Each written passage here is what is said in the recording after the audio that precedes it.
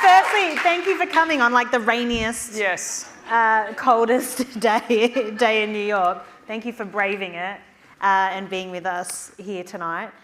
This is like not very often that I would do something like this, and it's just awesome to meet you and to have this awesome chat. I love that you have now become the moderator. This is great. You're the moderator. Sorry, Rennae, sorry. Go for it. No, thank you. That's what I was going to say too. Thank you so much for coming out on just a horrific night and last couple of days. I'm glad did anyone use a jet ski to get here? That's what I want to know. Because a couple of times that happened last year and there was literally jet skis on Uber as a joke. So anyway, thanks for coming out. It's a true story. Yeah. Anyway, we wanted to just let you know how we met each other very briefly before we got into this discussion.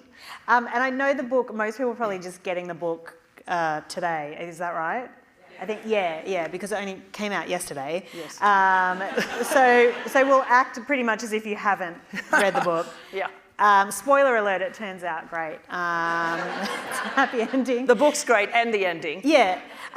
But in it is a chapter about, I had a situationship with a professional tennis player, not Rennae. Yeah.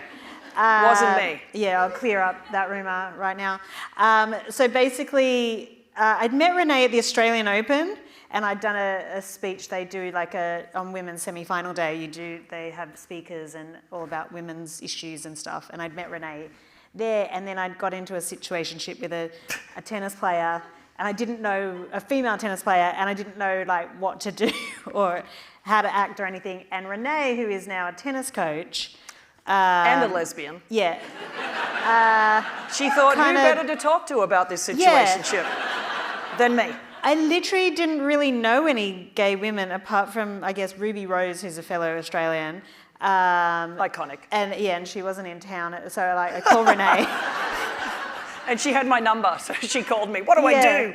And so Rennae really is an amazing friend, and I didn't know her until this situation, and she just gave me so much advice. And on the tennis court. She's a pretty good tennis player, by the way. Lefty, not bad. Left-handed. Yeah. And so that's how we met, and like literally was like my fairy godmother in a way of like talking. I thought you would have come up with a better way of saying fairy godmother as a lesbian, though. Okay, yeah. I'll let you think about that. that. I'll have to work on that joke. Let's think about that. Yeah. Okay. All right, so let's get into a little bit of why everyone's here tonight. Of course, you all hopefully have a copy of the book. It's incredible. I've read it. I really tried to slow read it because I wanted to be fresh when I got here tonight about talking about it. But first, it's amazing. First of all, Rebel, why? Why did you decide to write a book? First I mean, because you're not like 80, you know what I mean? Yeah, I know. Like, it's not like I'm at the end of my career. I've just finished directing a movie, which was like a big new step in my career. Thank you guys, thank you. The movie is sensational. It's called The Deb, and it's about a girl going to her debutante ball. And the whole movie, she thinks she has to be pretty, and what she realizes at the end is what she is pretty strong as a person. And it's like such a beautiful, so that'll be out like November, December. But how the book started is, so in 2020, I did this experiment on myself called the Year of Health, and I lost a lot of weight in that year. And then that garnered a lot of attention, like more attention than any like movie I'd done. I was like, oh, gee. And I was like, oh, thanks. And so I lost a lot of weight, and then I got offered to write a book about the experience, and I was pretty open on social media about it, but there was still lots to that story to tell. And so I paired up with Simon & Schuster to do a book, and then originally, it was just going to be like Year of Health and just talking about weight. And when I got into thinking about my relationship with food and emotional eating and everything, I just thought, well, there's so many things about my life and my past that go into this. And it's very boring to write a book about, I exercised for 2.5 hours a day and drank 8 glasses of water. There's a lot of people that do those books. Yeah, I know, but like that ended up only being a few pages in the book about what I did every day. And so I would write things about, my relationship with my father and stuff, and the editor was like, oh, I think you should put this in. And so the book morphed into being a memoir.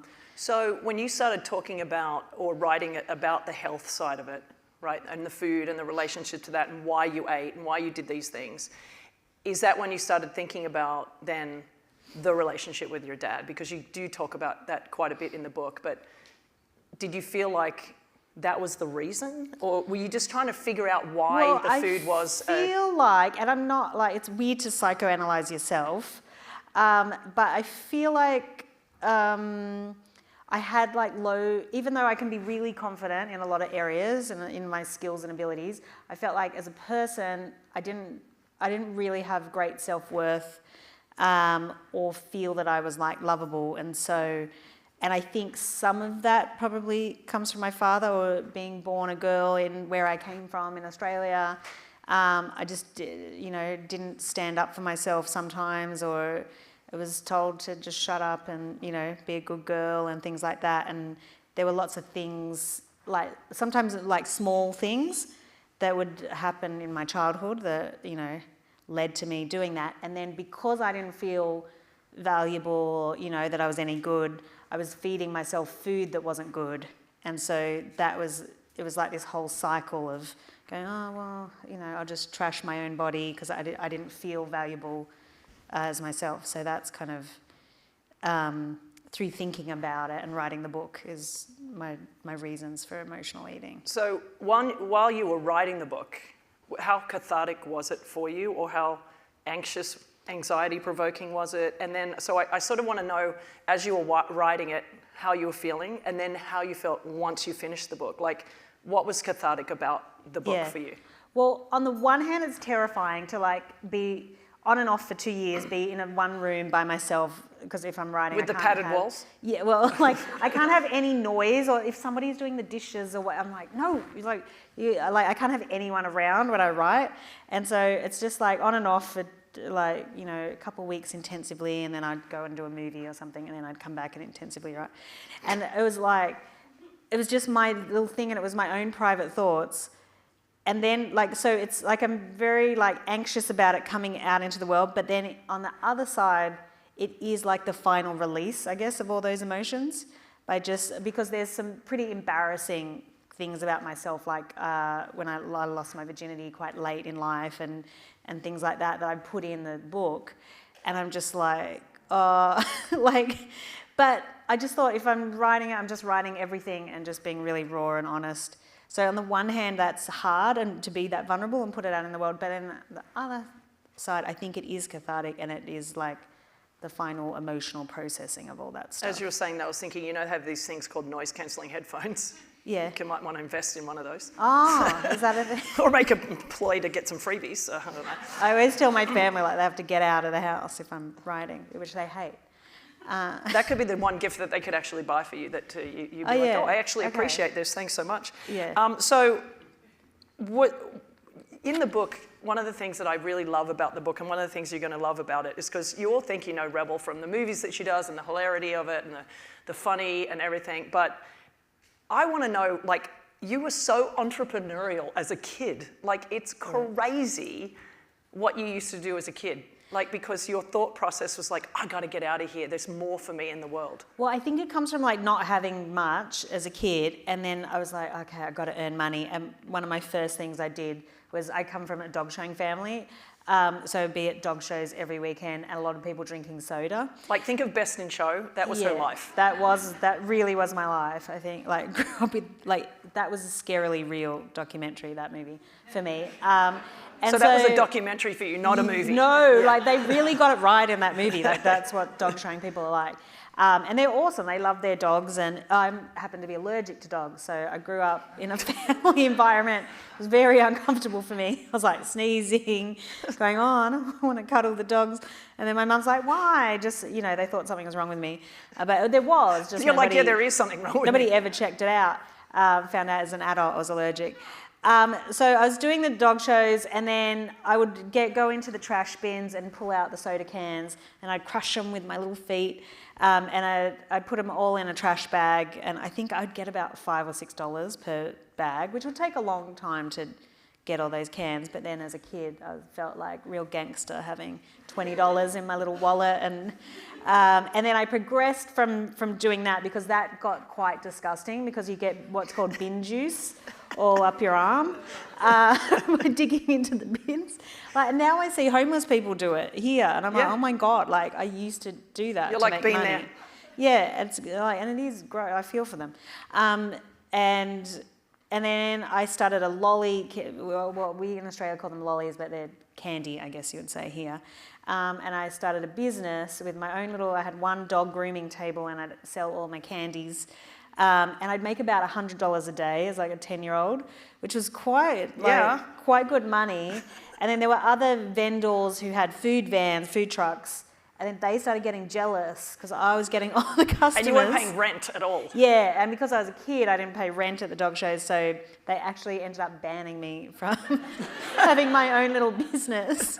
But I just always had this drive to make money, and I think it just comes from money being an issue in our household of not having enough and always thinking I need money.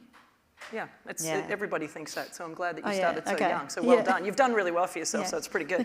I wrote this down because, when I was reading the book, there's certain things I wanted to talk to you about. Yeah. And honestly, we need about 8 hours because there's so many things in the book that I wanted to talk about. Well, one of the lines that you said is being invisible was better than being bullied.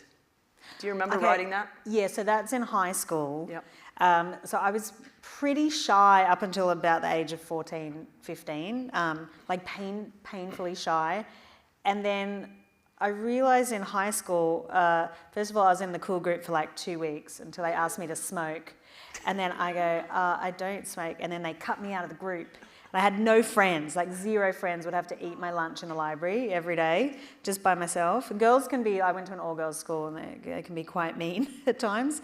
And then I realised, it's better to be an invisible person rather than the dorky girl who gets bullied, because that was a worse position than being totally ignored. So I just became that person. You wouldn't even notice I was in the room, I don't think. So this is a good story for you if you're around someone who's really silent and disappears. You probably want to go and talk to them because they're probably, like you, don't want to be bullied. They just want to be left alone. Yeah, especially when you're a teenager. Yeah. It's hard. And there was this one girl, and she got bullied because she had dandruff. And then there was one girl who, for some reason, at our swimming carnival, I don't know whether you have swimming carnivals here, she had a sanitary pad, and she jumped in the pool, and the pad floated up, and then the whole school saw it. And it was like this whole thing, and then she got bullied, this girl. So, it can be a terrible thing. Now you have a daughter, so you're going to have to deal with this at some point in about 10 years. Oh, I know. 12 years. I know. No stress. Yeah. Yeah. Yeah. But at least you've had those experiences where you can actually talk to her about this. Yeah. Another thing is you went off to South Africa. Now, I don't want to tell you too much about the book because I really do want you to read it, but there are some unbelievable stories in South Africa. One where you were thought you were getting kidnapped and you were about the only one on the bus that wasn't drinking alcohol. Oh, well, okay. So basically after high school, I went to an all-girls Christian high school. And then afterwards, I took what's called a gap year, I guess. And I became a youth ambassador for Australia. And I went to South Africa for a whole year. And it was crazy. It was a few years post-apartheid. And the country was in a very tumultuous place. And Johannesburg had the highest rape and murder rate. It was awful. And then there was a couple of things where I was in crossfire. I was never shot. But it was very violent, and any South African who was living there around the time would tell you that. But and there was one situation on this trip where we basically got kidnapped. And these men come, we're on basically a cattle truck going through the African bush, and they come on another truck with guns and say, "Oh, your truck is broken. You have to get off your truck." And so we did, and they took our passports. And then they were I was with a whole group of teenagers, and then they were giving them alcohol. And I'm like, God, I think we're being kidnapped. Don't take the alcohol. But they teenagers. So they're like, I was I think I was the only sober person. And then we basically only got kidnapped for 24 hours. Only. And, no big deal. We got taken to this weird, bizarre house that was a shape of a shell of a house but had nothing in it. And we sat on the concrete overnight. And then in the morning, the other men came back and said, your truck is fixed, you can go. And I think we were used as mules, and they put something illegal in the bottom of the truck where all of our food had been. It's called probably drugs. Well, I don't know what it was. It could have been a lot of diamonds. I don't know what it was, but they never harmed us, because then we looked like just a group of teenagers crossing back into South Africa, and they obviously got whatever they needed on the other side of the border and left us honestly, alone. guys, the stories from South Africa are hilarious. I mean, there's some funny stuff. She got malaria. I don't. As I said, I want to get into all the details. Hilarious. I almost died having the malaria. But literally malaria. But also, you sort of Melanie Downs, who was your name. Yeah. Your mum called you Rebel at the start. Your dad didn't want that to be your name. Yes. And then you said that basically you left South Africa and Melanie was like gone and Rebel had been. Yeah, basically I think the malaria in your killed malaria. that person. Yeah. So I get malaria. I was in and out of malaria zones all the time, and I just started not taking the tablets. And then one night we were sleeping under the truck, and then I woke up, and the side that I was exposed to the air had like 100 mosquito bites. So I was like, damn it, I knew, like, there was a high chance. And then fair enough, 2 weeks later, I'm in an aerobics class, and then I start feeling like really not great. It takes about 2 weeks to develop in your system. And then I was in hospital the next day, and was in hospital for 2 weeks. I had a very, very bad strain of it, and was hallucinating. But I had this hallucination that I would become an actress, and that I was so good that I win an Academy Award. And then I'm just in the hospital bed going, oh, yeah. And then I come out of hospital and say, I think I'm going to become an actress now. And everyone's like, no, like, the malaria has affected your brain. And I'm like, no, seriously, I could see it. Like, I was at the Academy Awards, and it was awesome. And everyone just thought I was like completely mental case. When you actually went to the Academy Awards, did you think about that moment? I did, yeah. I mean, I wasn't nominated personally, but I was in a movie called Jojo Rabbit that was Oscar nominated. So yeah, so that was cool. Like, yeah, but hopefully one day I do get nominated and the vision comes true, and then So I have to do more serious roles, though. So the funny thing is, comedies don't get rated. But you're like a dichotomy of a human being, because I mean, honestly, you passed the bar. She became a lawyer in Australia, so she could have practiced law. Okay. Yeah. I still can. She still can. We did talk about that the other night. If things don't work out. Yeah, if things don't work out, I could make a pretty good entertainment law firm, I think. Yeah. Well, I did a law school because I thought there was this TV show called Ally McBeal. Yeah, I love that show. And I was like, maybe I could like sing at the piano bar at night and be a lawyer by day. Really? I really thought, and then I went to law school and I was like, oh, it's not like that. It's serious. Yeah, it's like really serious.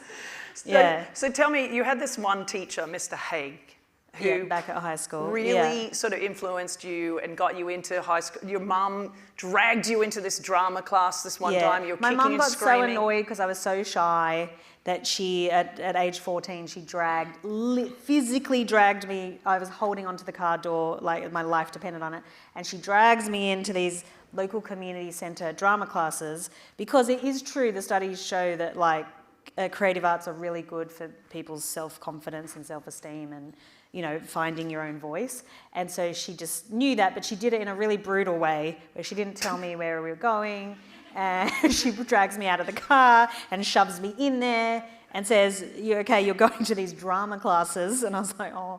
And then I was bawling my eyes out, because as a shy person, that was like the worst thing imaginable, to be thrown into a drama class with these precocious teens. And then I went in, and then I think I had some kind of traumatic break or something, and I started speaking with an American accent, because I couldn't... This was before the malaria, by the way. Yeah, before I go, hi there, because I couldn't be myself.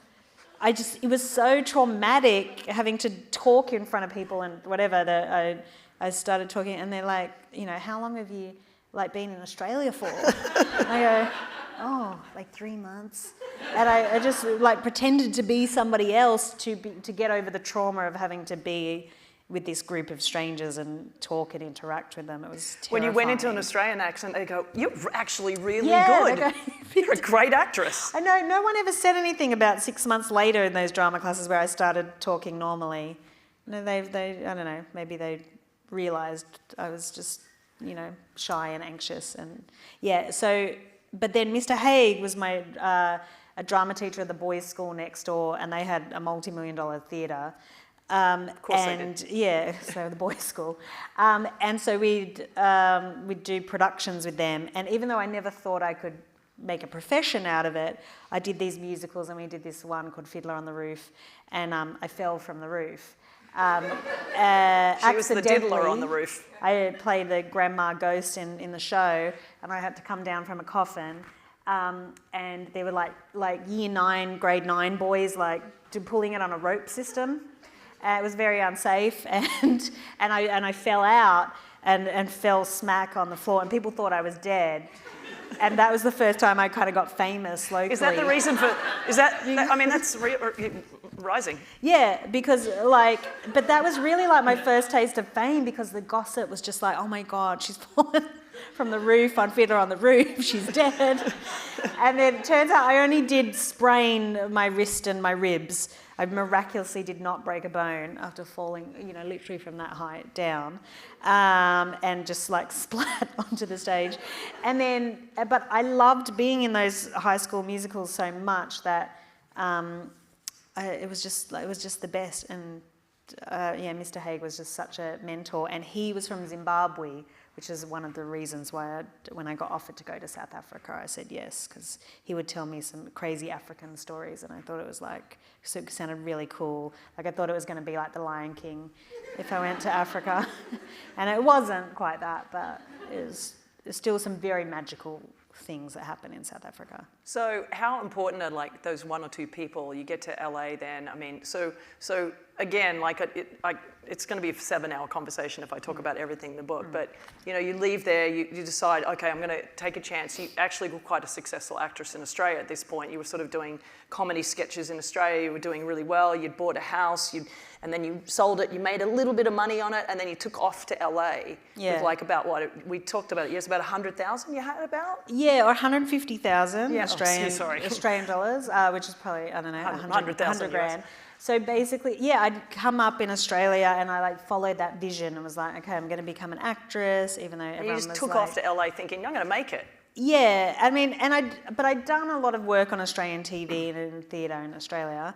But so I was getting to that point where I was 30, about to turn 30, and I was like, okay, if I'm going to go to America, I'll go now.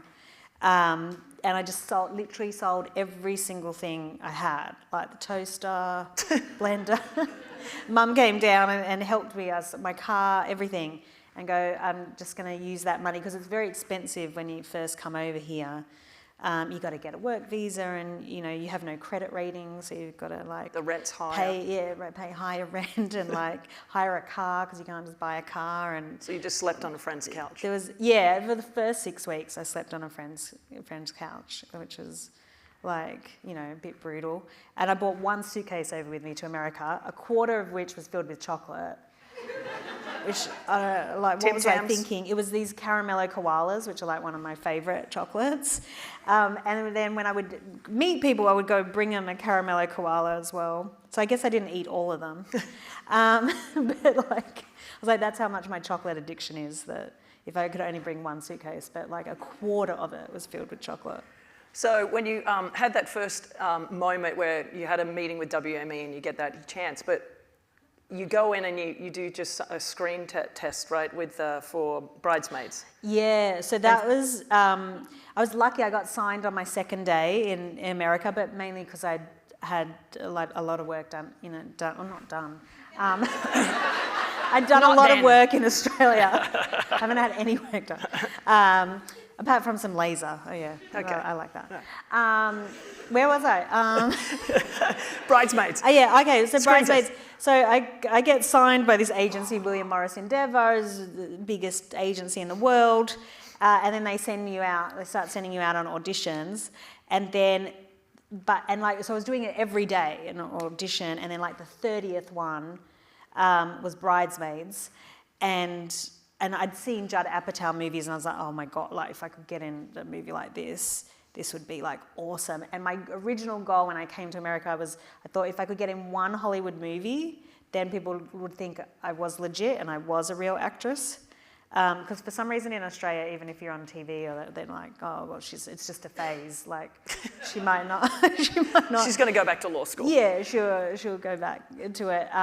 And then, so I get this audition, and it was for the role that Melissa McCarthy ended up playing. And Melissa was always pretty much going to get it because she was their friend from the Groundlings. So it was like written for her, and she was going to get it. But she wasn't the star that she is today, because that was like 14 years ago. So the studio wanted to bring in another choice to compete against her. And so they brought me in as like a wild card kind of entry to the audition process. And then I come in and I meet Kristen Wiig, and she's sitting on a stool, and there's a couple cameras, and the director Paul Feig and Judd Apatow and the casting director, a beautiful lady called Alison Jones. And then Kristen's like a massive star. Like, she'd been on Saturday Night Live, and I'd try to go to see Saturday Night Live, you know, and stand out in the queue and try to get ticket, and like I could never get in. And then to be suddenly there, and they go, okay, you're at a wedding. I just want you to improvise funny shit with Kristen and like just go. And then somehow I just like, you just start pretending like we're bridesmaids together, and somehow it like went on this weird path, and all of a sudden we're miming snorting cocaine through our belly buttons, and like it's the whole thing. It goes for an hour, so you know a normal audition would maybe take like 10 minutes. So I knew, like, okay, something's going well here. Like, they're really... Or there was actually cocaine in your belly buttons. Oh, yeah. But, Kristen could not have been nicer, and, you know, just so generous as, like, a performer. And then I get a call, like, the next day, and they're like, you got it. And I was like, what do you know, like, and then they go, well, not the role you went for. They're going to add you into the movie because they liked you so much. So then I was like, because that Melissa McCarthy role was, I thought, the funniest role, and I thought it was the best role, and I almost couldn't believe it. And then they go, oh, not that role. We're just going to, you look a bit like this British comedian, Matt Lucas, so you can just play his sister, and we'll just add you in. And because you're good at improvising, you can just create, you know, on the day.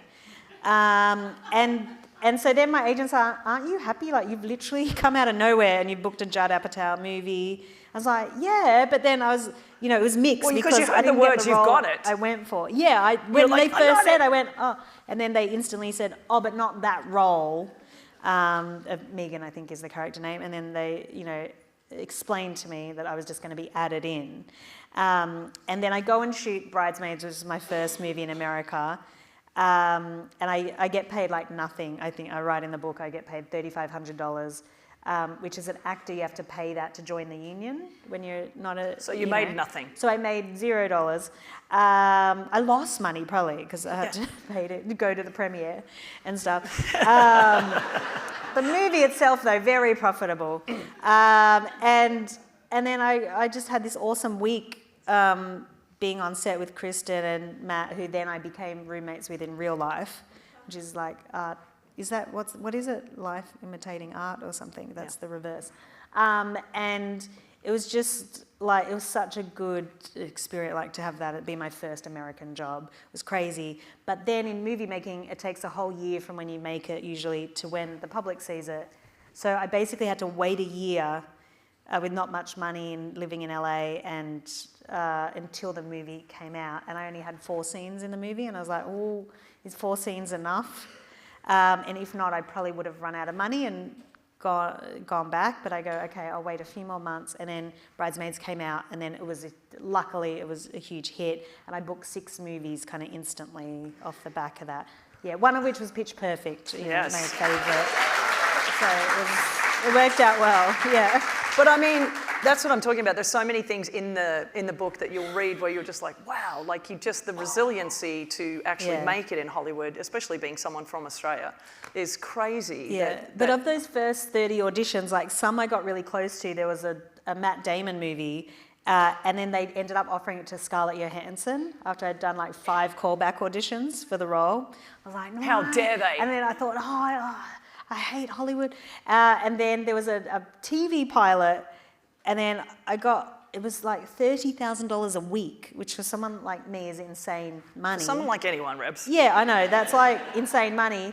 And then I got down to the final like 2 or 3 girls, and I thought, I'm gonna get it, and then I get a call going, oh, you didn't get it. So, you know, I got close to quite a few things, but I think it was fate that Bridesmaids was the actual one. Yeah. I want to talk about, what was the hardest chapter for you to write in this book?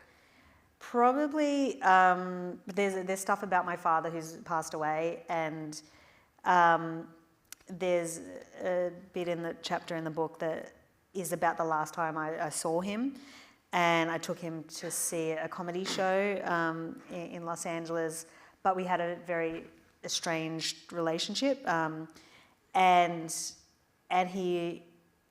I just kind of walk one way after the comedy show, and he walks the other way, and it's kind of the last time I saw him, and it's just like it's hard to relive that. Yep. Because obviously if I'd known he was going to suddenly pass away, I would have behaved differently. And so when you're writing it, it's almost like when you're an actor and you do emotional scenes and you call it like, you trigger your own real emotions. And so when I was writing it, it literally took me back to being on that street and what I said to him, and, you know, and that I wasn't that warm to him, and, you know, and then that was the last time, and it just brings you back really. I have to say, yeah. did I text you? I think I texted her when I read that chapter. The whole chapter is so really well done. And even after that happened, where you went and the scene up in Hollywood Hills with the, I won't say what, because it's kind of funny what happens in the end, because you're like, what is going on? I was bawling my eyes out, like literally bawling my eyes out. And I have to wear glasses now to read half the stuff that I read because I'm old. And I was like, I'd take my glasses. I was like, oh, this is a... And I just texted her, that's the thing about the book. There's so many things in the book that you're going to realise about Rebel that you don't really know from seeing her on screen. But there's kind of a little, you know, also a big white elephant, let's call it as well, what? As a chapter with Sacha Baron Cohen that you write about. Oh, yeah. Thanks, guys. Yeah, deserved. Yeah. But over the last couple of days, obviously, you've come out with the book, and you've been on a bit of a book tour and talked about it, and he's obviously come out and sort of gaslighting you a little bit and being like, it never happened, right? Yeah. I've got my mates to prove it, and I'm like, okay, whatever.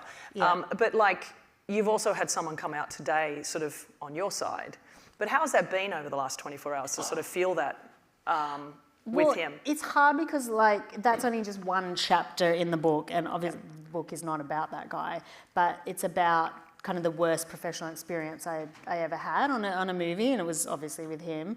And so, but the press obviously picks it up, I don't know, Celebrity Feud or something, and they love a headline about that. It's a good name for a show. Ah, wait, no, I think that is a show, isn't it? It is, I'm joking. In Australia. And so, but what's really difficult is like, well, when you write your truth, not everyone is going to like it.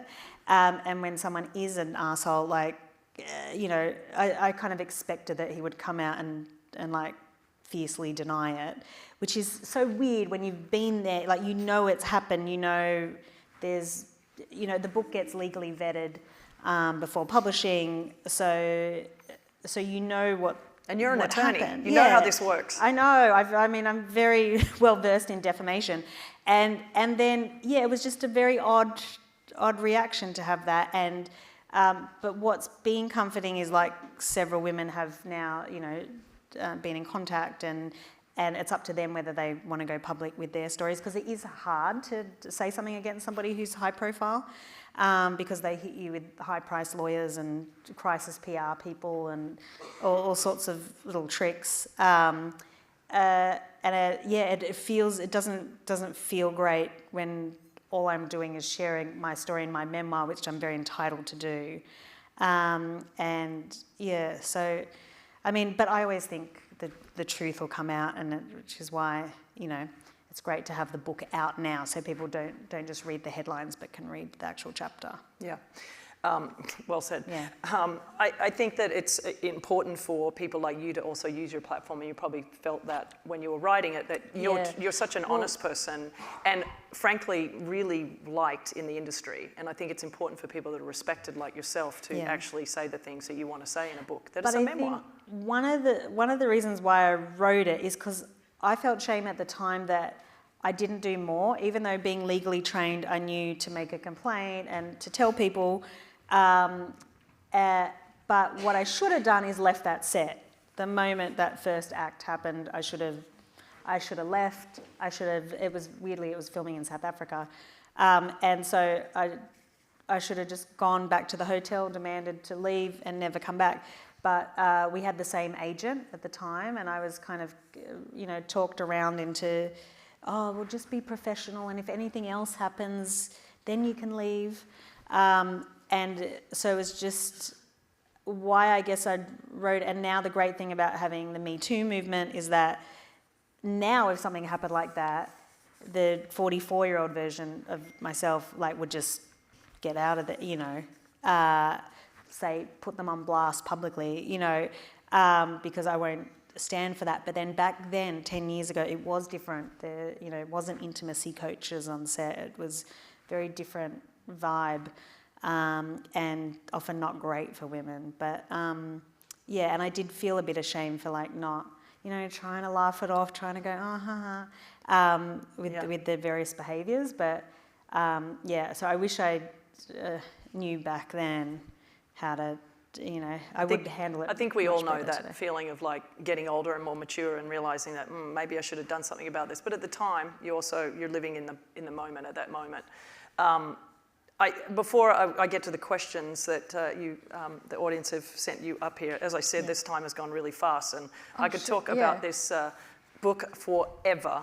One of the things that I did want to finish just talking about the book with, because there's so much that we haven't spoken about tonight that if you buy the book, you should buy the book, get the book, is you found true love. You had gone through this maturation in your career, in your life with men and not having relationships, and you're weighed up and down and maybe not feeling worthy of love and all this sort of stuff that you talk about in the book. But then you ended up, you're now engaged to a woman, you have a child. It's... I never would have thought. Helped to coach her to, get into that. But I'm kidding. Everyone's like, we knew you guys recruited. We don't. We don't. I mean, if I'm going to recruit anyone, why not Rebel? She's the greatest. But what has that period of your life been like? It was so interesting, and it had a kind of gateway experience to a tennis player, and then. If I'd never had that,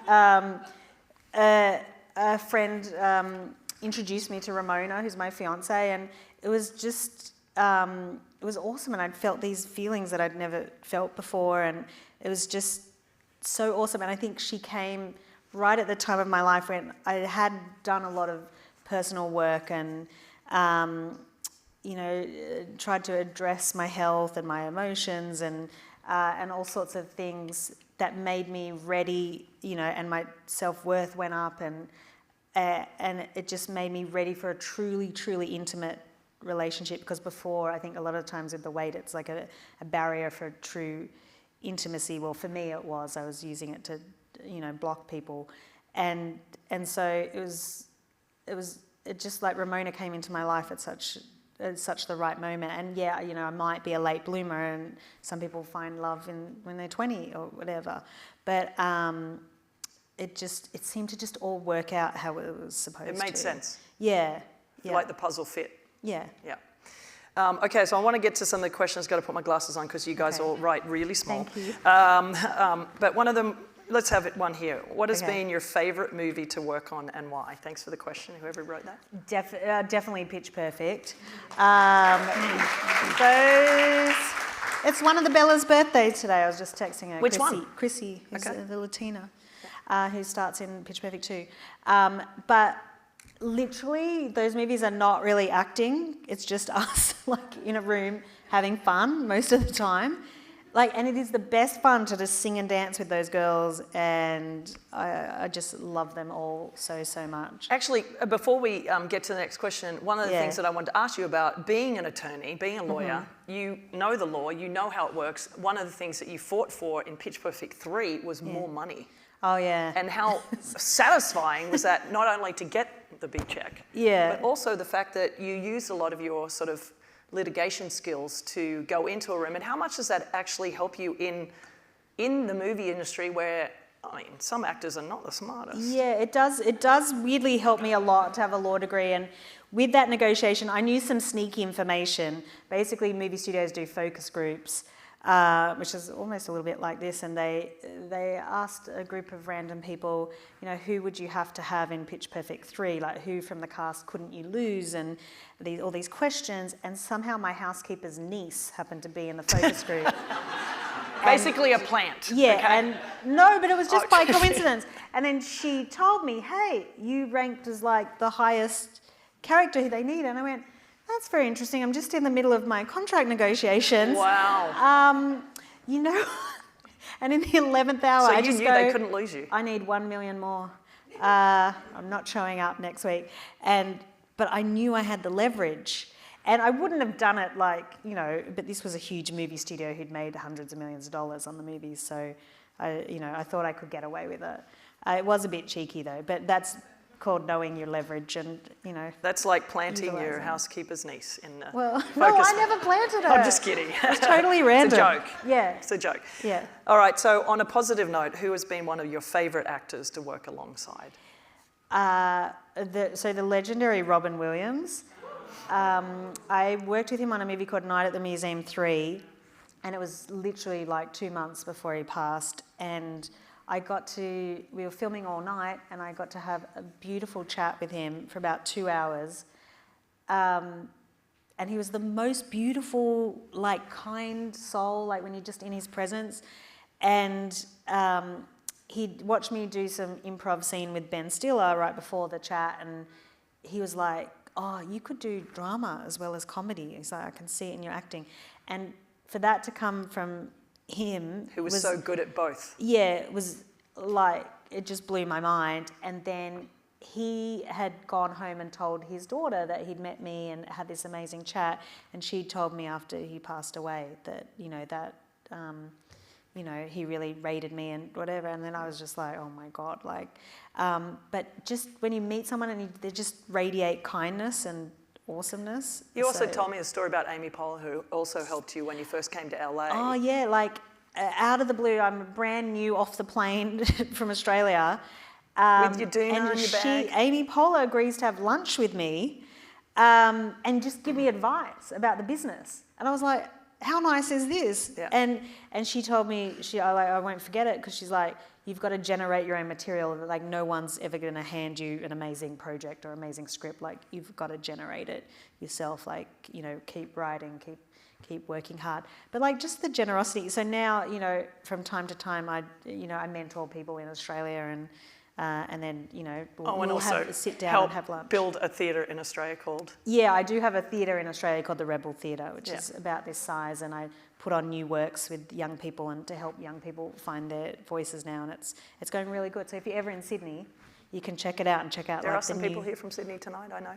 Ah. There you go. So I think it's important that what you don't know about Rebel is that she does give back. She gives back to South Africa, obviously. You give money to a girls' school there as well. Yeah, well, it's actually in Tanzania. In Tanzania, sorry.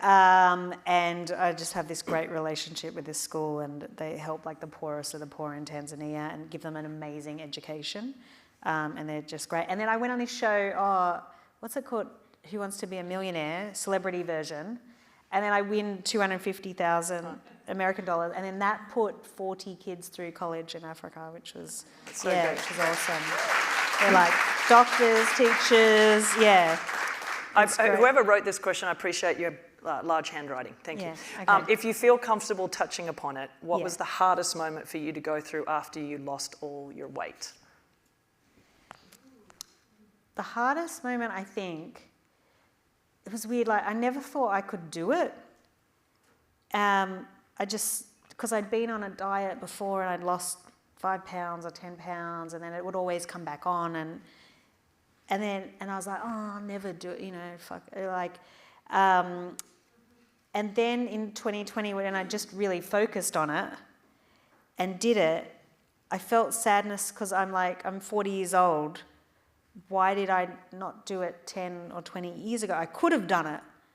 And I felt like this sadness that I'd wasted and I'd hidden away from people and from relationships and stuff. And I thought, shit, I could have done it. So I felt a lot of sadness. I didn't do it earlier. You said something in the book too that I remember, that you said when your father passed away and you wrote this amazing letter to him that if I'd had 2 more hours with you, I would have made you read it, because it's just incredible. First of all, the letter's incredible, and then you put it with your dad in the coffin. Yeah, and I photographed the letter. I don't know why I do. I just to remember I keep what you all said. my journals and everything. I just in case it, But I remember thinking one of the things you said is that you said you released him. It was basically you forgave him. Do you feel like that you have forgiven yourself of not being better to yourself or kinder to yourself? I don't know. I'm still really hard on myself. I don't know whether I'll get that, and I'm hard on myself right now because I've just spent 7 months directing a movie, and then all my spare time goes to my baby, who's just the world's most amazing gift. And so I haven't been health conscious at all lately, and so I'm like, oh no. And so I think I'm just always hard on myself. Yeah. Well, someone wrote here, what is your advice to someone who is currently struggling with weight and self-worth and being good enough? Yeah. Because I think there's so many things you can, with diet and exercise that you can just learn. But to me, the real trigger was the emotional reasons of why I was doing it. And what I'd never done in the past was address those. And so even though for someone like me, who doesn't, didn't love talking about stuff and things from the past, that was the trick for me, dealing with the emotions. And it was almost like I was carrying these emotions around with me. And then when I started dealing with them and processing them properly, they went away. And some have come back now, I think, maybe with the vulnerability of the book coming out, or, working like a maniac and directing, which was such a huge challenge. But I would just say you've got to investigate those emotional reasons, because I think a lot of the time it is emotional reasons. Yeah. And it's hard to do, and it makes you get emotional as well. But I think that was the trick to it for me. Yeah, when I think about the way that you grew up and all the stuff that you went through, it's a lot to process, and that's what you did, but you've done it. And the fact that you can talk about it and recognise it is probably the most important thing. All right, how has a mother changed your approach to your career and your future career ambitions? And the next part of that question was, you've already kind of answered.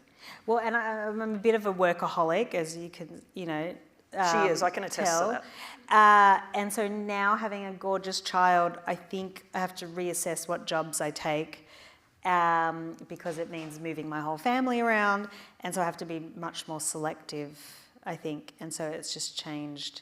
I just used to be work 24/7, and so now it's changing, definitely. All right. Did you always want to be a movie star? This is prior to Malaria, well, obviously. The thing with the Malaria is that I don't know whether it was some vision or whether it was some deep-seated subconscious desire that just came out with the Malaria. I don't know what it was, because maybe I did have I liked doing the little high school musical, even though I was never the star or anything. But I don't know, I loved movies, going to the movies, cinemas and stuff as a kid. So I don't know, I could have had it, but I think everyone, knowing me growing up, just thought, oh yeah, she'll be a lawyer, and or an actuary was what I was going to be, because I was good at maths. Really? Yeah, that was the first career option. One of the other things that I laughed about was that if you look at Rebel's yearbook, school book or whatever, you were you played every sport imaginable, including cricket and softball. okay, and basketball. And I was like, how did you not know that you were gay? What? Especially playing cricket. Oh, cricket's a very gay sport in Australia. Yeah. But I was at a school with like 1,000 girls and not one person was gay. Rennae, it was a Christian school. That you know of. I mean, obviously now, it was what's funny. Just so you know, I went to an all-girls Catholic school as well, so. Yeah. Every time it was weird. Every time I went on the Ellen show, when I became famous here, some girl from high school would email me. It was like clockwork. Every time at Ellen show, some girl emailed me and say, oh, I'm gay and I just want to tell you that. It was kind of bizarre. But no, I don't know. I just didn't really think. I mean, I knew some gay people at dog shows and stuff, but I just didn't think. Most of them were probably men. Yeah, but they were all men. I don't think I knew a gay woman. Like, and even though we did have this PE teacher.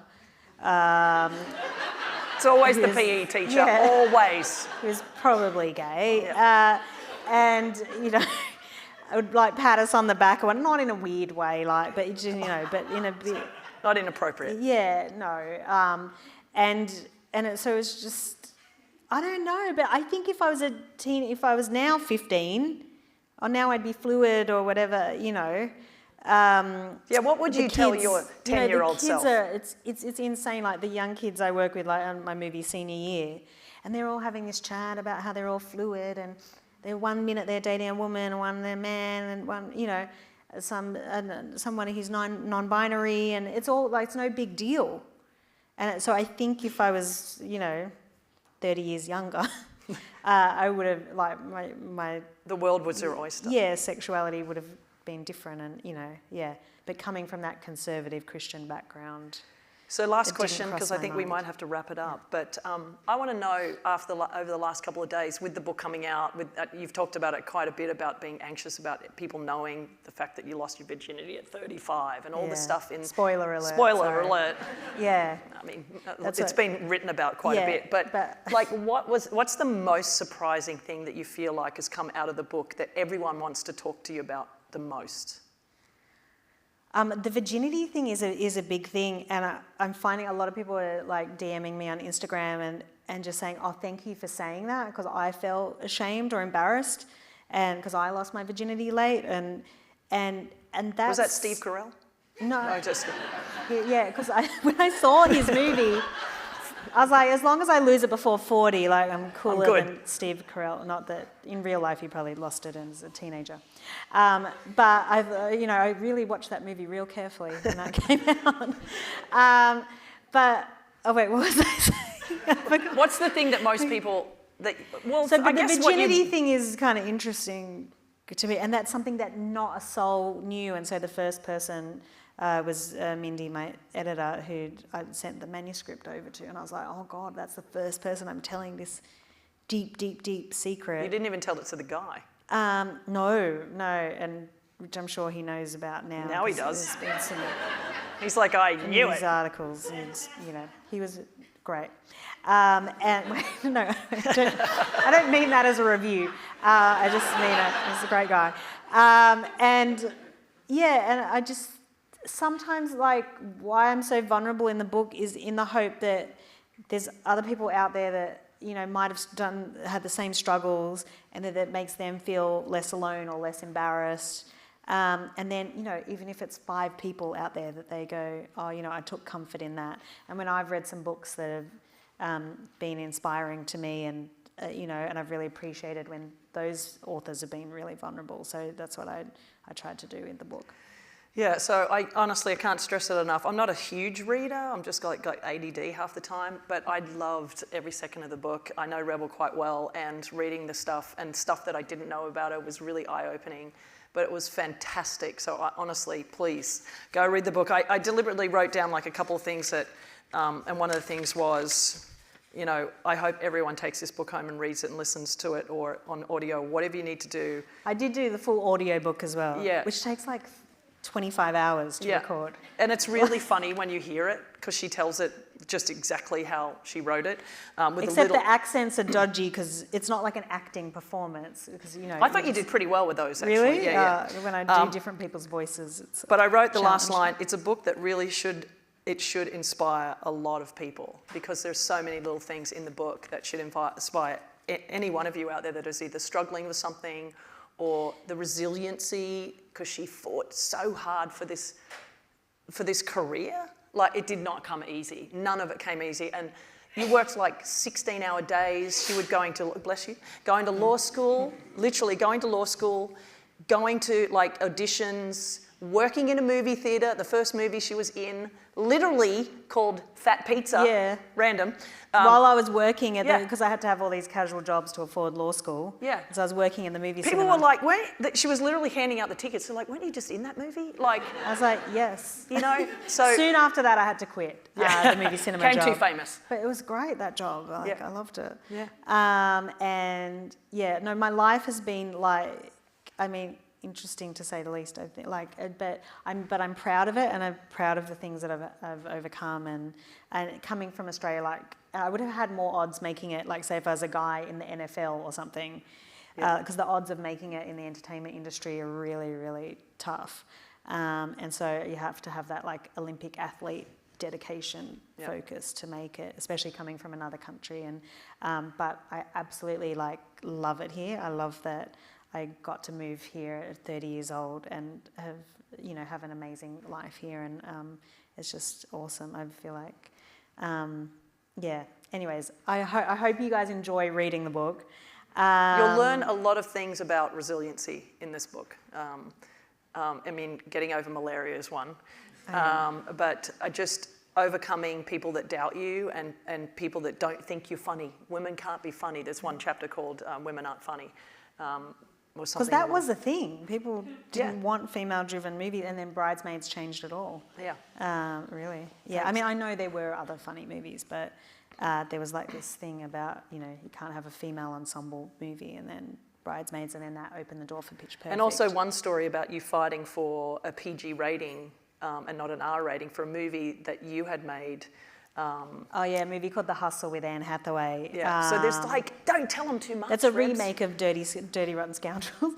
But yeah, because we were two women doing it, there was a whole Yeah, it's like, there's too much rating. swearing. And so Rebel, being an attorney, was like, hold on a second, there was precedent already set with male movie-driven movies. Yeah, and so was she PG. was like, 1 second here. And like you were like up there debating like you did at school. Yeah. So they're just like everything like that in the book that you'll learn about her. And also I think it's really important for anyone in the industry to sort of learn the little sort of give some really good life lessons on how to survive in Hollywood. Yeah, which is, it's getting better, I think, as a business, but as an industry.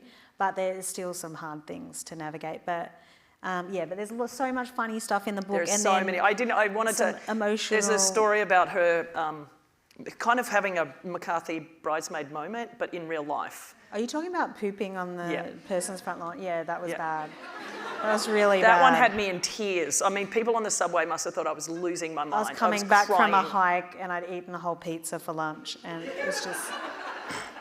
It was a disaster waiting to happen. I'm very embarrassed about it. But again, I don't know why. I feel like if I put it in the book, I can just release it. Literally. Like I did that poop on that person's front lawn.